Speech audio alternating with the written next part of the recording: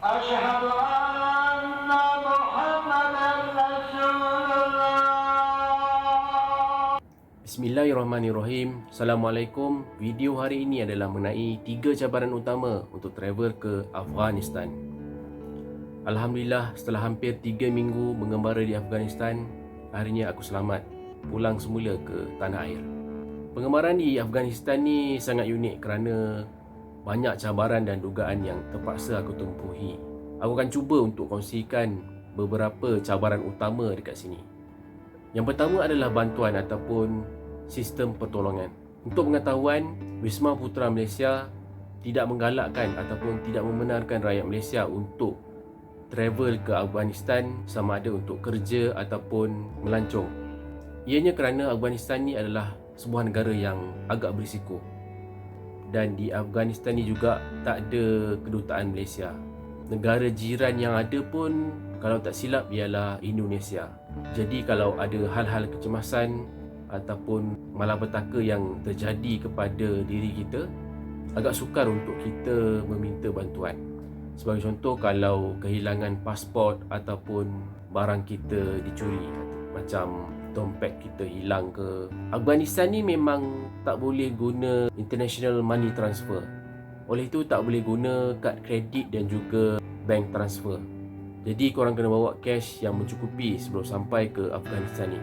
Macam aku hanya bawa lebih kurang $500 untuk pengembaraan selama 3 minggu.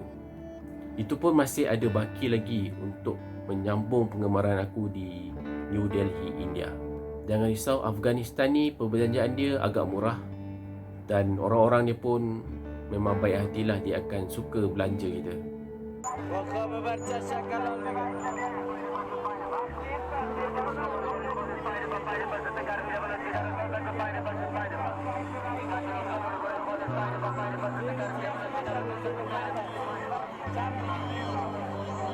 Yang kedua adalah persekitaran di Afghanistan ni. Tekanan air di Afghanistan, di kebanyakan rumah datang daripada telaga bawah tanah.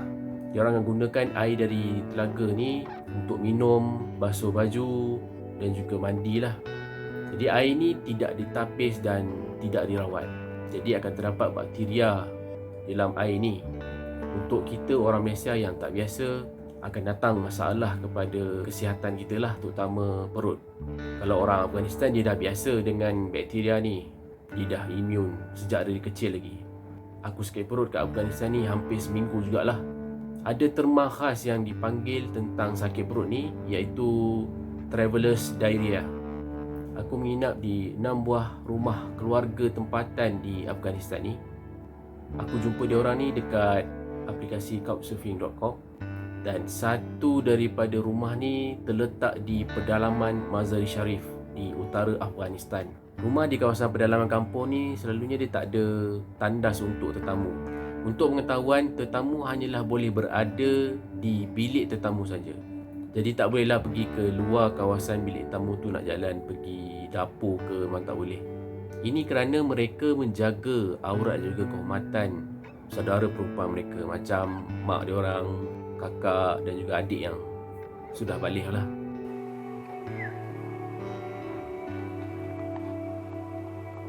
Dia rumah nyumbangin mana gitu.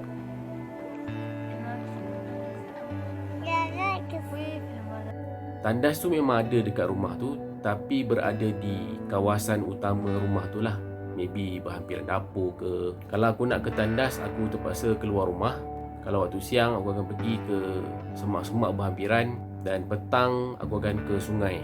So petang selalunya aku akan mandi sekali lah. Kalau waktu malam aku terpaksa lasah dekat ada longkang lah berhampiran dengan pam air.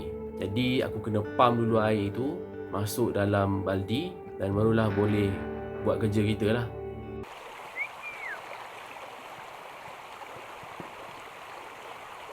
Untuk perjalanan antara bandar-bandar besar, contohnya dari Kabul ke Mazar, selalunya diorang akan guna kereta sewa ataupun teksi. Dan kenderaan ni tak berapa selamat lah untuk para pengembara.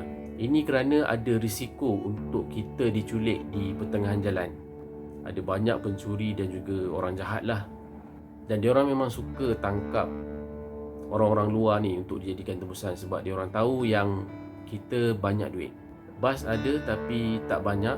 Ianya berisiko dan mengambil masa yang sangat lama.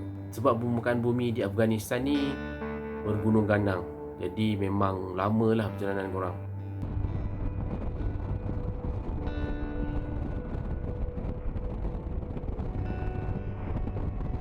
Aku banyak menggunakan flight untuk perjalanan di antara bandar, macam dari Kabul ke Mazar dan juga Herat.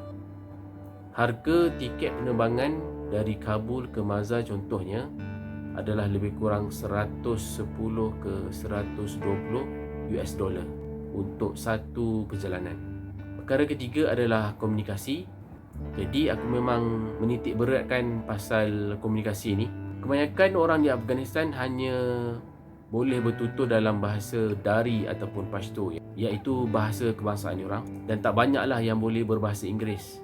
Jadi aku menggunakan aplikasi couchsurfing.com untuk mencari hos ataupun tuan rumah dan juga mereka yang boleh membantu aku dalam pengembaraan ni lah.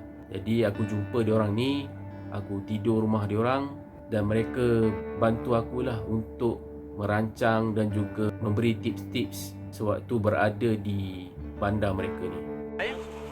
How are you? Hi. Di Afghanistan ni seboleh-bolehnya kita tak nak create attention bila berada di kawasan awam. Sebabnya orang yang datang tolong kita tu kita tak pasti sama ada dia berniat baik ataupun jahat. Ianya adalah bertujuan untuk mengurangkan risiko. Aku juga pakai jubah Afghanistan yang dipinjam dari Mohib. Ianya dipanggil salwar kamis. Jadi bila pakai jubah ni nampak macam orang Afghanistan dan diorang pun menganggap aku macam orang lokal. Dan kebanyakan masa aku berkomunikasi dengan bahasa isyarat sahaja.